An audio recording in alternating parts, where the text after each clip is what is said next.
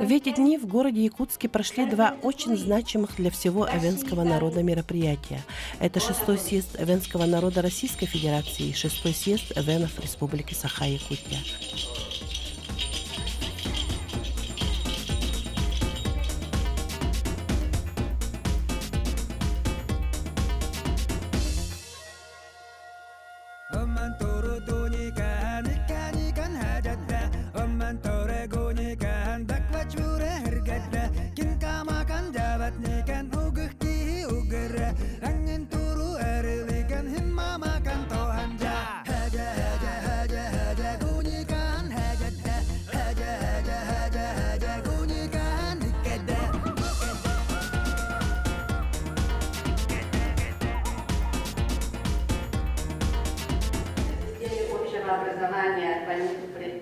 Летом этого года мы получили скорбную весть о том, что президент Ассоциации эвенского народа России Борис Олегович Хаков героически погиб в зоне специальной военной операции.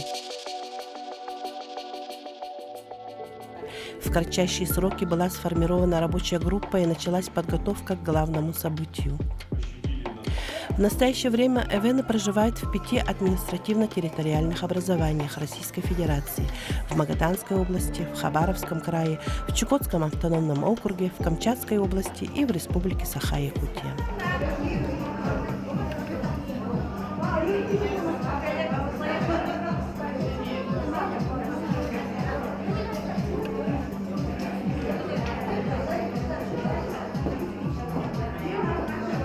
Здорово, Дибишим Щербаков Антон, Березовка Дук, Республика Саха-Якутия, Среднеколымский улустук.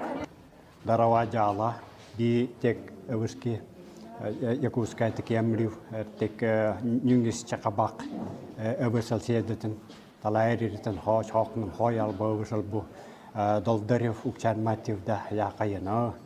Нян Би Хайкл Тордукутен Мчабисем. Билибина лагургавчерам сазяси тала нян эвидив торам да кучестюа тала кружок кунгит бисни тала джондат тора нян аймакан бидлерде Би Эвен Бисем, Эвен Тугу Бакурив, Эведеш Хикадату Хэджиндаку, Энмунян Аммаку. Игорь проводишь контакт, и жабу на дан класс купите. Игорь проводишь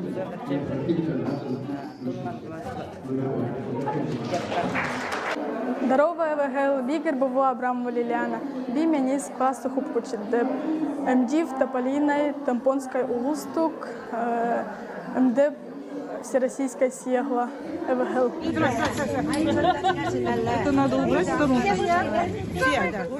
Начиная с 4 декабря в Якутск начали съезжаться делегаты из регионов.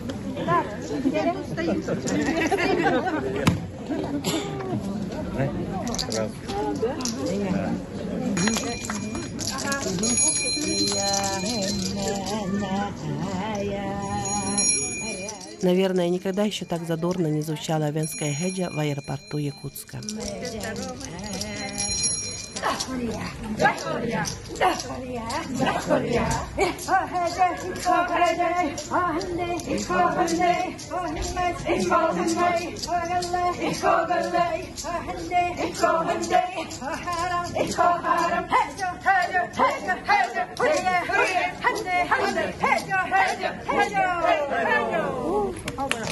Программа съезда получилась очень насыщенной.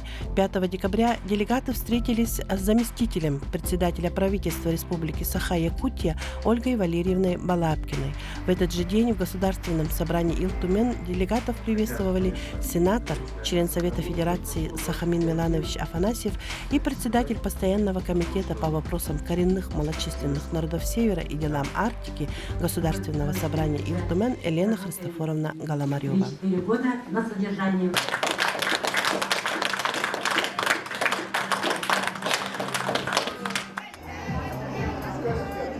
Круговой танец хеджа для всех эвенов имеет сакральное значение. Когда запевала начинает хоровод, то равнодушным никто не остается. Несомненно, это полет души Эвена. И межрегиональный конкурс «Запевал Хеджа» этому подтверждение. Радует, что все больше молодых пробуют свои силы, оттачивают мастерство в запевах, и поддержкой становятся признанные именитые запевалы. Анна Дмитриевна Слепцова, Михаил Николаевич Едукин, Зоя Афанасьевна Степанова, Антуанетта Егоровна Абрамова, Зоя Степановна Садовникова и уважаемая наша Дарья Михайловна Осенина. Звучали родовые запевы, индивидуальные, и огромное удовольствие и пользу получили все мы.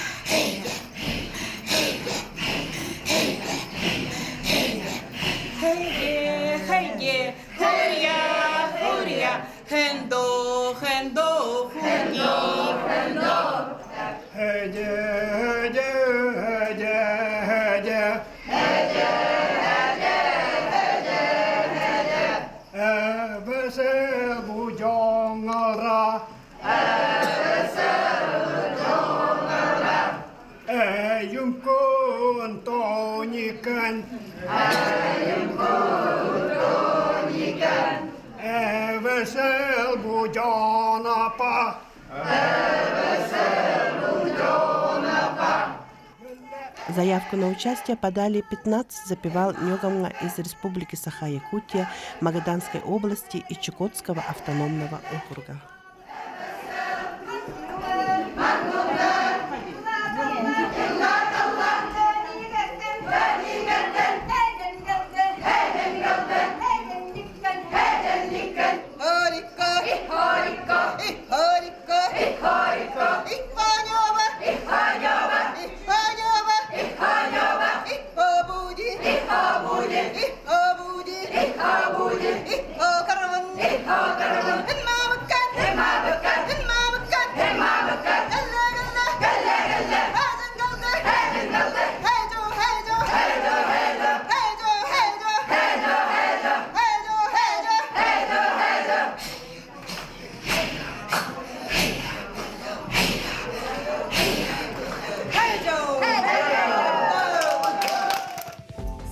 Жюри конкурса отметило победителей, и заслуженно первое место досталось Анфисе Семеновне Прокопьевой из села Сосыр Момского района.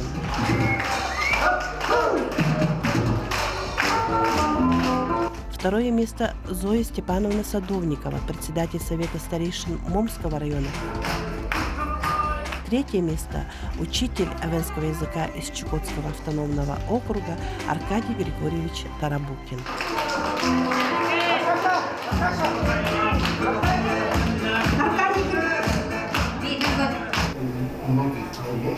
6 декабря в стенах Института гуманитарных исследований и проблем малочисленных народов Севера Сибирского отделения Российской академии наук состоялся круглый стол «Эвенский язык и культура. Состояние, проблемы и перспектива». Отведенного для мероприятия времени не хватило. Каждому приехавшему делегату было что сказать по заданной теме. Это наболевший вопрос для всех народов Севера. Но, как заключили участники мероприятия, состояние по владению родным языком с каждым годом лишь ухудшается. Модератор Сардана Ивановна Шарина открыла круглый стол обстоятельным научным докладом по современному состоянию и проблемам эвенского языка в 5 регионах проживания эвенов. Вывод, который можно сделать из ее выступления: если не предпринять решительных мер, то состояние и дальше будет ухудшаться. Выступающие отметили также и положительные примеры в своих регионах, но их явно не хватает для полноценного функционирования эвенского языка. Эвены донесли до настоящего времени самобытный язык и уникальную культуру, сохраняя и передавая новым поколениям непревзойденные навыки природопользования, оленеводства и промыслы, показывая тем самым уникальный пример успешной адаптации в экстремально суровых природно-климатических условиях Арктики и Севера. Вопросом является Северной арене и порядка 100 тысяч, наверное, лет. Перед началом работы круглого стола «Устойчивое развитие традиционных видов хозяйственной деятельности коренных народов Севера» в Министерстве сельского хозяйства Республики Саха-Якутия в рамках 6-го съезда Венов России депутат Государственной Думы Российской Федерации Петр Аммосов обратился к делегатам из регионов с обращением, чтобы они вышли к своему руководству с предложением о снятии ограничений на охоту на волков. Как сказал в своем докладе заместитель министра по делам Арктики и коренных народов Севера Михаил Погадаев, в республике делается немало по поддержке традиционной хозяйственной деятельности северян, начиная от региональных законов, привлечения сил и средств, строительства жилья, коралей, субсидирования части затрат хозяйств, заканчивая этнологической экспертизой территорий, где ведется промышленное освоение земель. Также он отметил важную роль в жизнедеятельности северных районов торгово-логистических центров в 12 улусах, где они уже работают или будут построены. По оленеводству у нас коллеги из Министерства сельского хозяйства тоже подробно расскажут. Я так в общих чертах скажу о том, что, конечно, для эвенского народа, для других малочисленных народов основой традиционной хозяйственной деятельности является оленеводство. Северное оленеводство. Республика занимает 3-е место в стране по поголовью. Вот сейчас более или менее поголовье стабилизировалось. В некоторых районах оно растет, но есть, конечно, и районы, в которых поголовье, к сожалению, падает. Вот это особенно таежные районы и горно-таежное оленеводство. Также у нас идет федеральная поддержка в рамках нашей госпрограммы Республики Саха-Якутия по развитию арктической зоны. Здесь я бы хотел отметить вот некоторые ведомственные проекты, например, программа «Молодой оленевод», да, где мы из бюджета республики предусматриваем средства на строительство и покупку жилья для молодых оленеводов. В этом году у нас 14 оленеводов молодых получили такую социальную выплату. Это в размере 2 миллиона рублей. Они смогут построить или приобрести жилье. Потому что жилищная проблема, конечно, очень острая. И мы предлагаем эту меру также как лучшую практику распространить вообще по всему северу, во всех оленеводческих регионах и сделать федеральную программу. Заместитель председателя правления Союза общин Якутии Анатолий Лебедев говорил о проблемах родовых общин, заметив, что в законодательстве страны и региона немало разночтений по вопросу оленьих пастбищ. Они фактически вроде есть, но по документам нет. Он призвал всем взяться за решение вопросов разграничения земель, оленьих пастбищ, прав и гарантий родовых общин. Вот мы говорим про оленеводство, да, про общины. Вот у нас общины, они обеспечивают у нас в арктической зоне занятость населения. И в то же время, как Михаил Александрович сказал, что да, по поводу субсидий.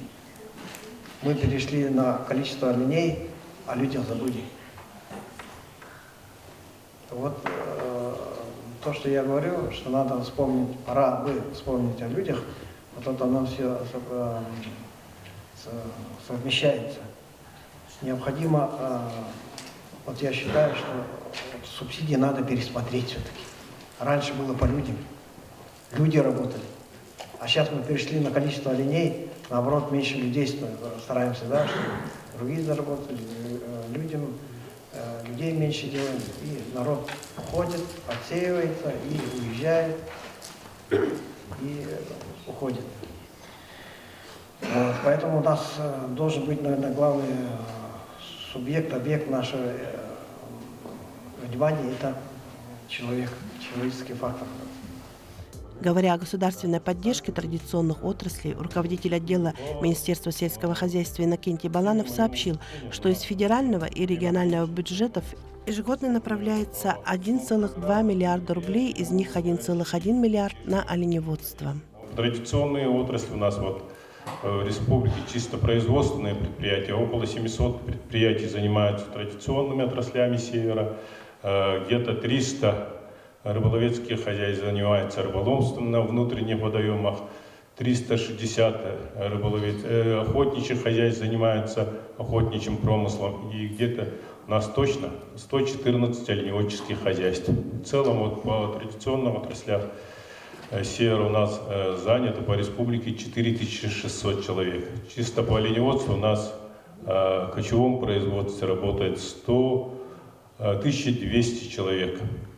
Если мы сегодня говорим, что отвоз представителей министерств, в том числе Министерства сельского хозяйства, что нужно поддерживать кочевые семьи, хотелось бы и задать вопрос министру сельского хозяйства и работникам, занимающим традиционными видами деятельности. В этой связи готово ли Министерство сельского хозяйства изменить действующую методику содержания оленей в республике? В данный момент хочу это обострить внимание, что действующая методика, она волей-неволей отразилась, скажем так, в не лучшей степени на количество женщин, работающих в оленеводстве, и, соответственно, количество кочевых семей. Потому что по действующей методике остается работать только один человек. Но мы, в свою очередь, хозяйство в силу своих возможностей стараемся содержать и дополнительные ставки, но из-за финансовых трудностей это очень сложно нам без каких-то помощи извне. Потому что по-прежнему стандарты, который у нас работал до 2017 года, в оленеводческих садах, допустим, в нашей горно-таежной зоне могли работать 4 чумоработницы. И, соответственно, в оленеводстве это там в основном это семьи родовые кочуют большими семьями. Вот. И часть наших чумоработниц были вынуждены осесть в селах и найти другую работу. Создать единую зооветеринарную службу в Дальневосточном федеральном округе, но которая будет объединять едино все регионы, но конкретно по оленеводству. Так, изменить форму выделения субсидий на возмещение затрат на сохранение поголовья оленей. Рекомендуем авиалесоохранам всех регионов объединяться для совместного пожаротушения в граничных территориях. Ввести дополнение в закон о традиционном рыболовстве о возможности оформления доверенности на право осуществления традиционного рыболовства родственниками, которые относятся к КМНС, а не кто-то там, например, Нюче, допустим, который отношения никакого не имеет. Вот. Дальше. Рекомендовать Росрыболовству при оформлении заявок на вылов рыбы брать данные из реестра ФАДа. Увеличить квоты на отлов рыбы тем общинам, которые подтвердили наличие оленей. А то у нас получается 18 общин, 5 только из них настоящих, которые держат оленей. Остальные все липовые общины. Они созданы только для того, чтобы льготно вылавливать рыбу. Вот и все. И этим общинам, им квоты увеличивают, им дают квоты больше, чем тем общинам, у которых есть олени. То есть общинники, вы понимаете, чем больше они заготовят рыбы, да, тем больше у них будет доход. Они хоть смогут продукты купить, обеспечить, да хотя бы что-то закупить для общины в той же части получения этой субвенции. В комиссию по рыболовству обязательно при распределении квот включить представителя ассоциации эвенского народа данного региона. Но я уже, так как у нас съезд, я вообще говорю, если бы что, КМНС. Так, закрепить на законодательном уровне права КМНС на биологические ресурсы и ресурсы нет территории традиционного проживания. Вернуть начисление северной надбавки в полном объеме родившимся в районах раннего севера. Я здесь объясню. То есть вот эта надбавка, она существовала до 2000 года. То есть дети, которые родились до 2000 года и родившиеся в районе крайнего севера, они имели право при поступлении на работу получить эту надбавку северную в полном объеме. Сейчас же те родились, допустим, с 1 января 2001 и далее, они сейчас вынуждены зарабатывать надбавки с нуля. А мы говорим о том, что у нас должны быть закрепляться кадры на севере. У нас не хотят ехать в села работать. А зачем, если он может остаться в городе и те же надбавки там заработать?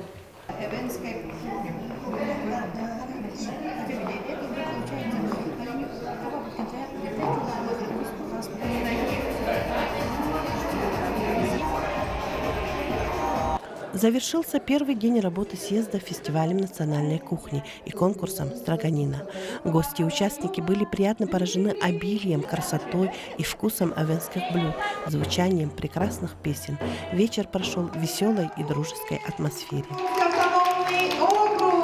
7 декабря в Доме правительства номер 2 началось пленарное заседание 6-го съезда венов Российской Федерации.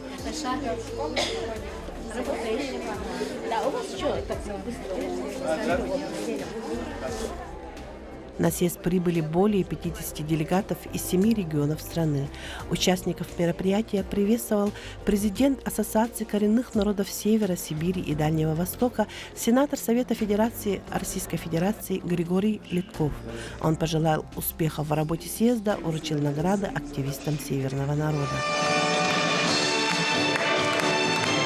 Приветствие главы Республики Саха-Якутия Айсена Николаева зачитал заместитель министра по делам Арктики и коренных народов Севера региона Михаил Погадаев. Также делегатов съезда поздравили с большим событием народные депутаты Елена Голомарева и Виктор Губарев, государственный и политический деятель, народный писатель Якутии Андрей Кривошапкин, также представители субъектов страны, где проживают эвены.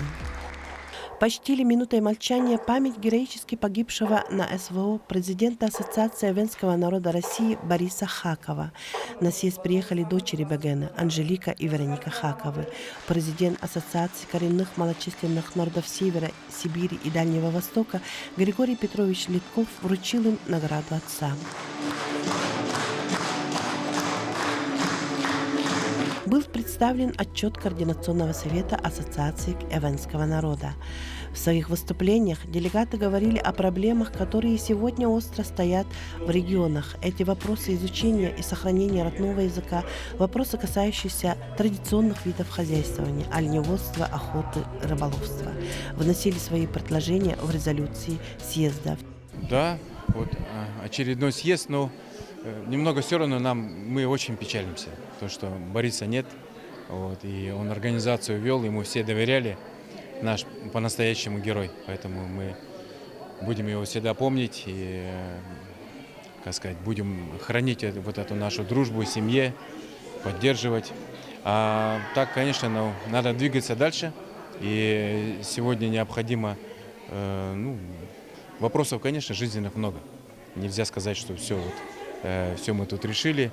Вопросы оленеводства, доступа к биоресурсам нашим, вопросы охоты, рыбодобычи, высшее образование, медицинские услуги, поддержка кочевых семей, наших небольших поселков. Багаж работы очень большой. Поэтому, конечно, я уверен, что делегаты между собой обменяются вот этой информацией, планы наметят, какие-то острые вопросы, которые сегодня будут, мы тоже в работу возьмем, повезем с собой.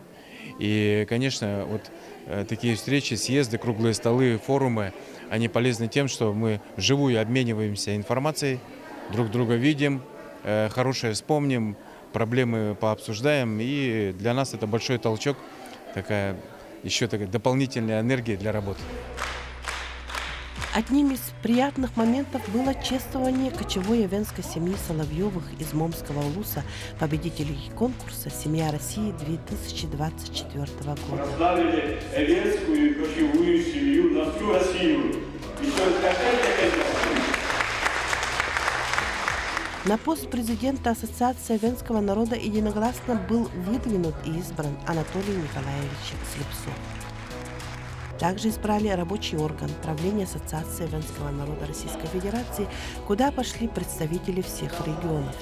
Поступило предложение о создании молодежного совета, и каждый регион выдвинул своего молодого активиста. Из нашей республики в состав молодежного совета вошли Александр Громов и Борис Осипов. Принята резолюция 6-го съезда венов России. В итоговый документ вошли все основные вопросы и обращения делегатов съезда. После работы редакционной комиссии документ будет разослан по всем инстанциям. Завершился 6-й съезд венов России. Проведена плодотворная, позитивная работа. Такие моменты особо способствуют сближению, чувству единства и гордости за свой народ. Аймакань.